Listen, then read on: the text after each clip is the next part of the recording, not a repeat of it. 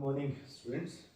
आज वीडियो में last video का ही कंटिन्यूशन इस वीडियो में भी देखेंगे। लास्ट वीडियो में जैसे आपको बोला था ना कि आपके जो फिफ्थ सेमेस्टर का मेडिसिन केमिस्ट्री है आपका बीपी मेडिकल 2 BP 501T, इसमें बहुत सारे ड्रग आपको पढ़ने हैं, लेकिन उसमें से करीब 19 से 20 ड्रग ऐसे हैं जिनकी आपको सिंथेसिस भी पढ़नी है। आपसे एक क्वेश्चन में रहता है 10 नंबर या 7 नंबर में कि write the synthesis, mode of action, structure and usages of 3 या 4 ड्रग दे देता है। एक क्वेश्चन ये रहता है, प्लस एक क्वेश्चन एक या दो क्वेश्चन कम से कम 2 नंबर में रहता है, डायरेक्टली देता है राइट द सिंथेसिस लिख देता, फिर write the synthesis and usages of, ऐसे करके 1 से 2 क्वेश्चन रहते हैं।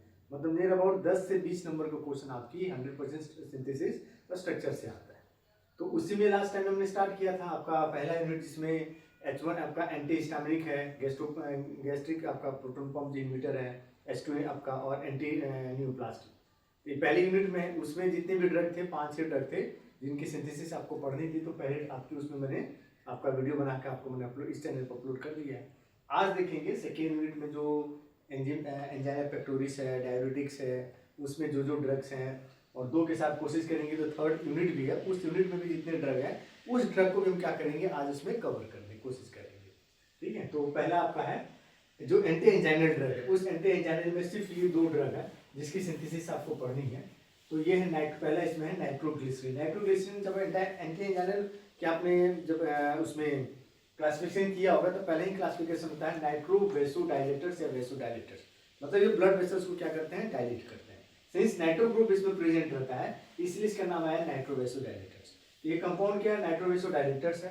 Chemically it is trinitrate ester of glycerol. Glycerol जो होता है ये ग्लिसरॉल मॉलिक्यूल है, ठीक है, जिसका दूसरा नाम है प्रोपेन 1 2 3 ट्रायल बोलते हैं। उसमें जब नाइट्रेशन करते हैं तो ये नाइट्रो ग्रुप 1 2 3 तो ester of 3 nitrate group present है, इसलिए ट्राइनाइट्रेट ईस्टर ऑफ ग्लिसरॉल। ये ग्लिसरॉल मॉलिक्यूल और 3 नाइट्रेट मॉलिक्यूल इसमें प्रेजेंट है।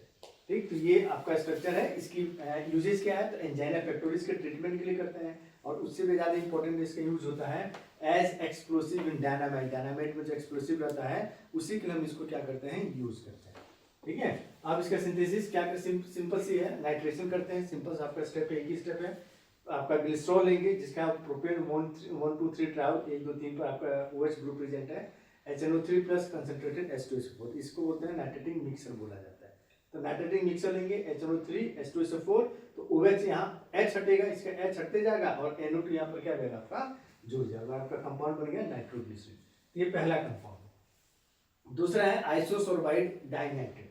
ये भी आपके इसी कैटेगरी के आता है, एंजाइना पेक्टोरिस में ही नाइट्रोवेसोडाइलेटर के अंदर ही आता है। तो नाइट्रोवेसोडाइलेटर है and bicyclic derivative of sorbitol. Sorbitol जो आपका ग्लूकोज आपका शुगर मॉलिक्यूल होता है जो ग्लूकोज से बनता है, उसी का आपका साइक्लिक स्ट्रक्चर ये होता है। ठीक है, साइक्लिक डेरिवेटिव होता है। कैसे बनता है, तो प्रिपेयर्ड बाय डिहाइड्रेशन। सॉर्बिटॉल के जब डिहाइड्रेशन करते हैं with the help of dehydrating agent जैसे H2SO4 जो होता है, और फिर फर्दर उसका क्या करेंगे, हम आपका करेंगे आपका नाइट्रेशन करेंगे, तब जाके आपका बन जाता है आइसोसोर्बाइड डाइनाइट्रेट। ये आपका है डिग्लूकोज लेते हैं, फिर डिग्लूकोज के बाद यहाँ पर क्या किया जाता है, एक यहाँ पर आपका रिडक्शन किया जाता है with the help of H2 और निकल के साथ, हाइड्रोजन के साथ निकल करेंगे तो ये एल्डिहाइड ग्रुप कन्वर्ट हो जाएगा अल्कोहल में। देन आपका सल्फोनेशन करेंगे, नाइट्रेशन करेंगे। आपका जब सल्फोनेशन करेंगे आपका सल्फोनेशन H2SO4 के साथ जब ट्रीट करेंगे इस सॉर्बिटॉल को, ये क्या होता है, डिहाइड्रेशन होता है और साइक्लिक स्ट्रक्चर में कन्वर्ट हो जाता है। नाइट्रेशन करेंगे तो आपका नाइट्रेट बन जाएगा इसीलिए। यही होता है आइसोसोर्बाइड डाइनाइट्रेट। 3 स्टेप में आपका ये कंप्लीट हो जाता है। इधर मैंने लिखा है इसका मोड ऑफ एक्शन, फिर से आप थोड़ा सा देख लीजिए मोड ऑफ एक्शन, क्योंकि क्वेश्चन जो आपको 10 नंबर 7 नंबर में रहता है ना, इसी तरह रहता है, write the structure, mode of action, synthesis and usages of, ये 4 करके 3-4 ड्रग कर देता है। ये जो मोड ऑफ एक्शन है ना, दोनों के लिए नाइट्रोग्लिसरीन और आइसोसोर्बाइड डाइनाइट्रेट दोनों के लिए आपका सेमी मोड ऑफ एक्शन होता है, क्योंकि नाइट्रो वेसोडाइलेटर्स होता है। एक्चुअली होता है क्या, हमारी बॉडी के अंदर एक जनरल प्रोसेस है, उसमें जैसे आपका वेसोडाइलेटर ब्लड वेसल्स को जो डायलेट करे, और नाइट्रो ग्रुप हमारी बॉडी नॉर्मली जो ब्लड वेसल्स डायलेट होता है ना, तो उसके लिए बॉडी में से आपका एंडोथेलियल सेल्स जो होता है ना, एंडोथेलियल सेल्स क्या रिलीज करता है, नाइट्रस ऑक्साइड रिलीज करता है। और ये नाइट्रस ऑक्साइड क्या फिर क्या करता है, ये नाइट्रस ऑक्साइड ग्वानिल साइक्लेज GC, इस ग्वानिल साइक्लेज जो इनएक्टिव फॉर्म में कन्वर्ट करता है ग्वानिल साइक्लेज एक्टिव फॉर्म। फिर ये ग्वानिल साइक्लेज का काम होता है GTP को कन्वर्ट करना, ग्वानिसिन ट्राइफॉस्फेट को कन्वर्ट करना, साइक्लिक GMP में इसको क्या करता है, कन्वर्ट करता है। और ये साइक्लिक जेएनपी रिस्पॉन्सिबल है for dephosphorylation of MNCK phosphate, myosin light chain kinase phosphate, इसकी डीफॉस्फोराइलेशन के लिए रिस्पॉन्सिबल है।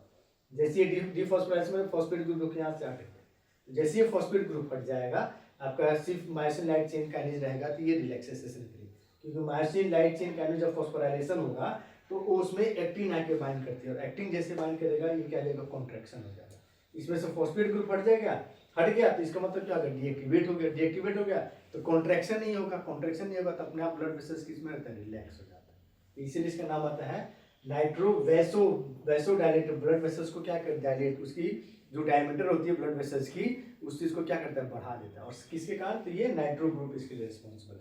यही इसका मोड ऑफ एक्शन है। मोड ऑफ एक्शन सिंथेसिस, ये स्ट्रक्चर हो गया, ये इसके यूजेस हो गए। तो ये जो ड्रग आपके हैं एंजाइना पेक्टोरिस के, अब इसके बाद देखते हैं जो आपके सेकेंड यूनिट में डायरेटिक्स, उससे देखें। नेक्स्ट आपका एसिटाजोलामाइड, ये आपका डायरेटिक्स जो सेकेंड यूनिट जो है उसमें जो आपका सेकेंड चैप्टर डायरेटिक्स, उसका ये ड्रग है। इसमें आपके 3 ड्रग की सिंथेसिस पढ़नी है, एसिटाजोलामाइड, थाइजाइड का है, क्लोरोथाइजाइड एंड फ्यूरोसामाइड का। पहले देखते हैं एसिटाजोलामाइड। एसिटाजोलामाइड ये कार्बोनिक एनहाइड्रेज इनहिबिटर है। कार्बोनिक एनहाइड्रेज एंजाइम होता है जिसका हमारी बॉडी में कुछ रोल होता है, अभी रोल बताते हैं क्या होगा। सिंथेसिस में क्या, कैसे सिंथेसिस होती है, तो हाइड्रोजन हाइड्रेट अमोनियम थायोसाइनेट लेंगे, मिक्स करते हैं, सेक करते हैं, आपका कंपाउंड ये बनता है।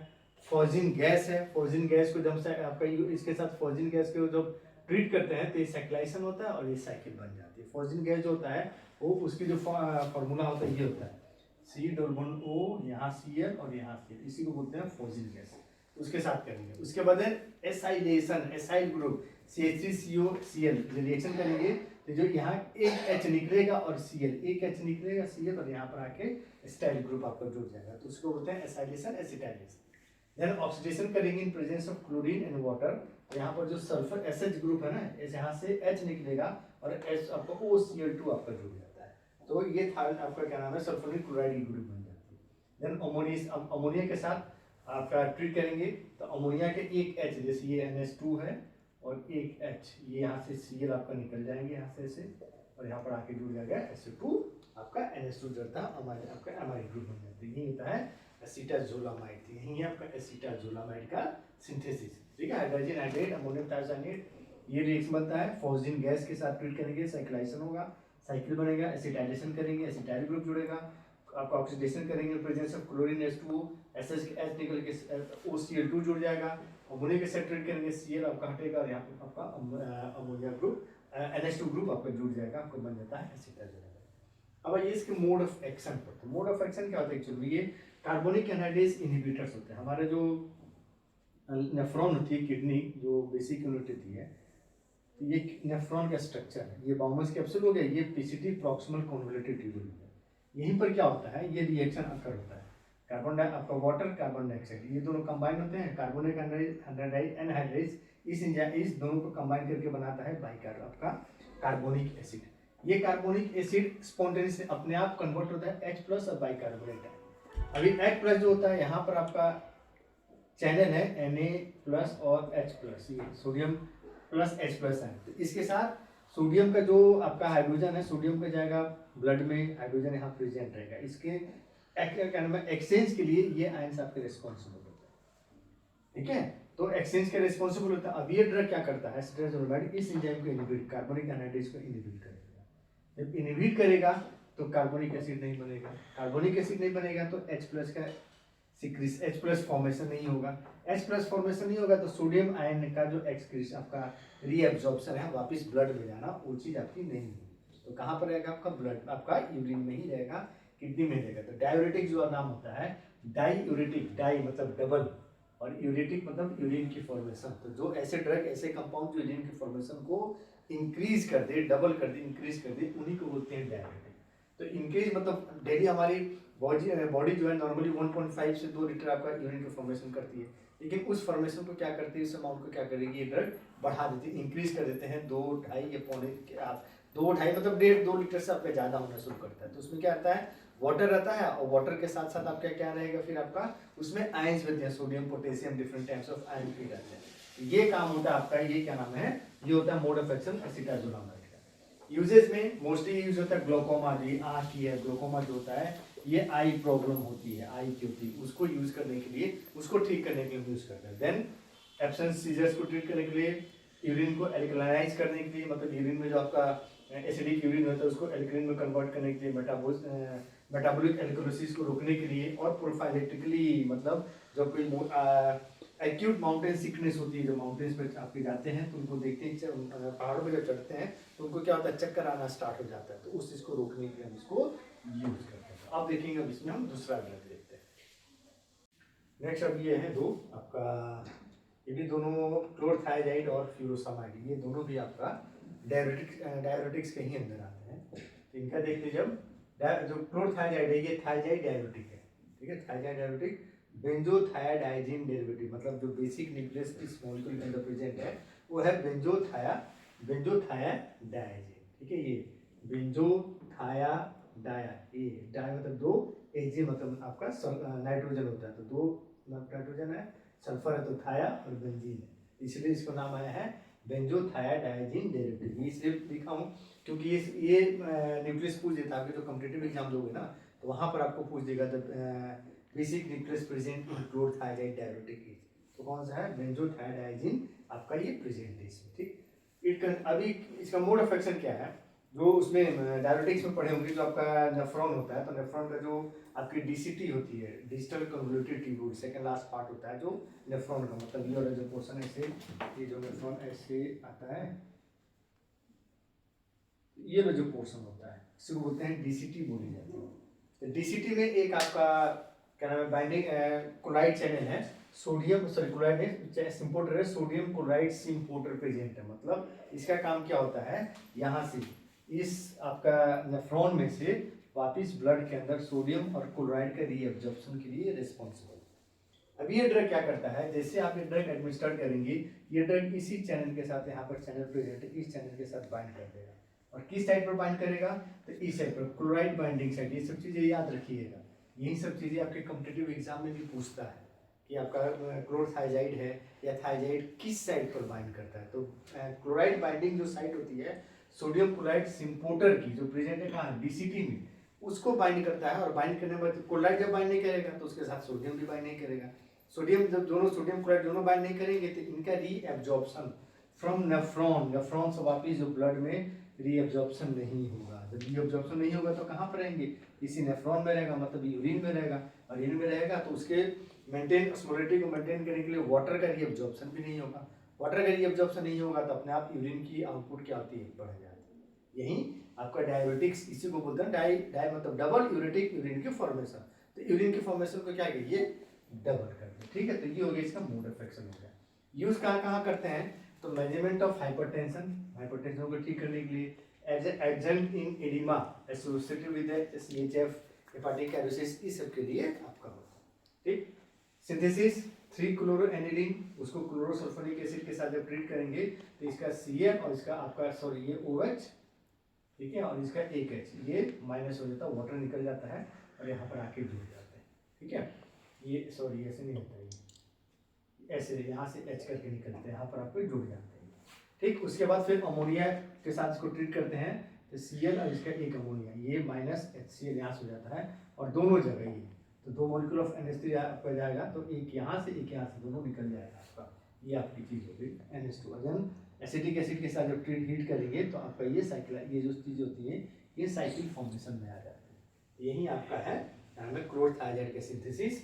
3 क्लोरोएनिलीन क्लोरोसल्फोनिक एसिड का ट्रीट करेंगे तो क्लोरोसल्फोनिक एसिड ये 2 पोजीशन पर आकर आपका रिएक्ट करता है, इसका OH और बेंजीन रिंग का H, ये कंबाइन करके वाटर मॉलिक्यूल, 2 वाटर मॉलिक्यूल यहाँ से क्या होता है आपका निकल जाता है, ठीक है। उसके बाद अमोनिया के साथ करेंगे तो ClH, इसका H, अमोनिया का H प्लस इसका Cl, HCl बन के आपका क्या होता है, इवापोरेट हो जाती है। देन एसिटिक एसिड के साथ इसको ट्रीट करेंगे तो ये आपका साइक्लाइसिन आपका फॉर्म होता है इससे, और ये रिएक्शन आपको ये फाइनल कंपाउंड बनता है क्लोरथाइजाइड। तो ये पहला कंपाउंड आपकी ये है क्लोरथाइजाइड। फिर है आपका फ्यूरोसामाइड। फ्यूरोसामाइड जो होता है ना, इसको 2 और नामों से बुलाया जाता है, हाई सीलिंग डायरेटिक्स या लूप डायरेटिक्स भी बुलाया जाता है। इसलिए बुलाया जाता है, अब पहले देखो लूप डायरेटिक्स इसलिए बुलाया जाता है क्योंकि ये काम जो नेफ्रॉन में आपने पढ़ा होगा, ये आपका था बाउमेंस कैप्सूल, ये होता है आपका PCT प्रॉक्सिमल कन्वोल्यूटेड ट्यूब्यूल, इतना पोर्शन आपका होता है लूप ऑफ हेनले। ये डिसेंडिंग लूप और ये असेंडिंग लूप। तो यहीं पर आपका प्रेजेंट है ये चैनल, ये आपका को ट्रांसपोर्टर सोडियम पोटेशियम 2 क्लोराइड को ट्रांसपोर्टर प्रेजेंट है आपका यहाँ पर। ये ड्रग क्या करता है, जैसे आप एडमिनिस्ट्रेट किए ये ड्रग इसी के साथ अगेन क्लोराइड बाइंडिंग साइड के साथ ही क्या करेगा, बाइंड कर देगा। और ये चैनल आपका रिस्पॉन्सिबल इम्पोर्टेंट रिस्पॉन्सिबल है एक सोडियम एक पोटेशियम और 2 क्लोराइड से आपका आयंस का नेफ्रॉन में से वापस आपका ब्लड में रीएब्जॉर्प्शन के लिए रिस्पॉन्सिबल है। ये ड्रग जब इसके साथ क्या करेंगे, क्लोराइड के साथ ये बाइंड कर जाता है। जब बाइंड करेंगे तो क्लोराइड बाइंड नहीं करेगा, क्लोराइड जब बाइंड नहीं करेगा तो सोडियम पोटेशियम भी बाइंड नहीं करेंगे। ये दोनों जब बाइंड नहीं करेंगे तो इनका रीएब्जॉर्प्शन नेफ्रॉन में से यूरिन में से वापस ब्लड में नहीं होगा। तो कहाँ पर प्रेजेंट रहेंगे, ब्लड में ही प्रेजेंट रहते हैं। तो साइट ऑफ आपका साइड कहाँ है, मोड ऑफ एक्शन जो इसका साइड कहाँ पर है, तो लूप ऑफ हेनले में, इसके लिए इसका नाम आया लूप डायरेटिक्स है। हाई सीलिंग इसलिए क्योंकि एक सोडियम एक पोटेशियम 2 क्लोराइड एक बार में बाइंड करेगा तो 4 आयंस की रीअब्जॉर्प्शन को रोकता है। तो 4 आयंस, तो उसको मेंटेन करने के लिए लार्ज अमाउंट ऑफ वाटर भी क्या करता है, मेंटेन करता है। आपको लार्ज अमाउंट ऑफ वाटर भी आपका रीअब्जॉर्प्शन नहीं होगा, कहाँ पर रहेगा आपका, इसी नेफ्रॉन में रहेगा। इसीलिए इसको बुलाता है। तो एक आपका ड्रग जो एक मॉलिक्यूल ऑफ ड्रग 4 मॉलिक्यूल को रीअब्जॉर्प्शन को रोकता है। तो अमाउंट बाकी ड्रग जो इसमें डायरेक्टिक्स में पढ़ते हैं उनके जब कंपैरिजन की जाती है इसकी पोटेंसी ज़्यादा, एफिकेसी ज़्यादा है, इसलिए इसका नाम दिया जाता है हाई सीलिंग भी नाम दिया जाता है। ठीक है, तो ये 2 नाम क्यों आए, इसके लूप, क्योंकि लूप ऑफ हेनले में काम करता है। इस लूप ऑफ हेनले पर असेंडिंग लूप है, लूप ऑफ हेनले का वहाँ पर एक को ट्रांसपोर्टर प्रेजेंट है, उसको इनहिबिट कर देता है। हाई सीलिंग क्योंकि एक मॉलिक्यूल आपका 4 मॉलिक्यूल के रीअब्जॉर्प्शन को क्या करता है, रोक देता है, इसलिए बोलते हैं हाई सीलिंग। ठीक है, ये हो गया इसका मोड ऑफ एक्शन। अब इस केमिस्ट्री में आ जाइए, तो ये सल्फामॉइल बेंजोइक एसिड डेरिवेटिव याद, या सल्फोनामाइड डेरिवेटिव होता है, ये देखो ये ना, तो ये सल्फामॉइल ये सल्फोनामाइड आपका। तो सल्फामॉइल बेंजोइक एसिड डेरिवेटिव ये है, बेंजोइक एसिड हो गया, ये सल्फामॉइल आपका हो गया, इसीलिए इसको नाम बोला था सल्फामॉइल बेंजोइक एसिड डेरिवेटिव या सल्फोनामाइड। ये भी याद रखिएगा, ये चीज़ आपका क्या नाम है, ये जो कॉम्पिटिटिव एग्जाम जो दोगे ना तो वहाँ पर ये सब चीज़ें पूछेंगी कि क्या आपका क्या नाम है, बेसिक न्यूक्लियस कौन सा प्रेजेंट। ठीक है, अब इसके आ जाइए ट्रीटमेंट में कहाँ कहाँ यूज करते हैं। Treatment of congestive heart failure, edema associated with renal disease, nephrotic syndrome and cirrhosis of liver, इन 4-5 डिजीज को ठीक करने के लिए हम इसको बहुत ज़्यादा खासकर एंटी हाइपरटेंसिव ड्रग के रूप में, CHF के रूप में हम इसको बहुत ज़्यादा यूज करते हैं। सिंथेसिस, तो 2-4 1 2 है ना, 1 2 3 4 2,4 डाइक्लोरोबेंजोइक एसिड। इसको जब क्लोरोसल्फोनिक एसिड, पहले स्टेप में क्लोरोसल्फोनिक एसिड और दूसरे स्टेप में आपका अमोनिया के साथ ट्रीट करते हैं, तभी आपका बनता है कंपाउंड। देन उसके बाद फ्यूरान 2-वाइल मिथेनामाइन, ये फ्यूरान हो गया। ठीक है, 2-वाइल आपका मिथेनामाइन, इसके साथ जब हम in presence of sodium bicarbonate जब हम ट्रीट करते हैं तो आपका कंपाउंड लास्ट बनता है क्या चीज, फ्यूरासामाइड। ये 2 स्टेप में आपका इसका सिंथेसिस है। तो ये आपका है फ्यूरासामाइड और क्लोरथायरेट। तो आज के वीडियो में इतना ही हम आपको करते हैं, बहुत ज़्यादा नहीं देंगे क्योंकि फिर आपके लिए बड़ा हो जाएगा। तो आज की वीडियो में आपका इतना ही। इस यूनिट में एक और ड्रग बचा है, लेकिन इसके बाद तो बहुत ज़्यादा ड्रग नहीं बचे। तो नेक्स्ट वीडियो जो मैं डालूंगा तो उसमें आपका ये पूरा जो 5-6 और बच गए हैं, ये 5-6 आपके पूरा का पूरा अगले वीडियो में ये सिंथेसिस मोड ऑफ एक्शन जो इसे क्वेश्चन एक आता है 10 से 20 नंबर का, वो आपका कंप्लीट हो जाएगा। तब तक पढ़ते रहिए। नोट्स के लिए आपको डिटेल नोट्स के लिए आपको बार बार बोलता हूँ, ये है बुक ज्ञान पब्लिकेशन की मेडिसिन केमिस्ट्री आपका 2 BP40 आपका BP501T के नाम से ज्ञान पब्लिकेशन का अमेजन पर भी अवेलेबल है। पढ़िए, चैनल को लाइक कीजिए, सब्सक्राइब कीजिए, रेफर कीजिए। कुछ और नोट्स चाहिए, कुछ आपका प्रीवियस ईयर का क्वेश्चन पेपर को आपका सॉल्यूशन चाहिए तो भी कमेंट में हमें भेजिए, हम उसका आपका सॉल्यूशन करके उसका एक वीडियो बना के आपको डालेंगे। तब तक आप पढ़ते रहिए।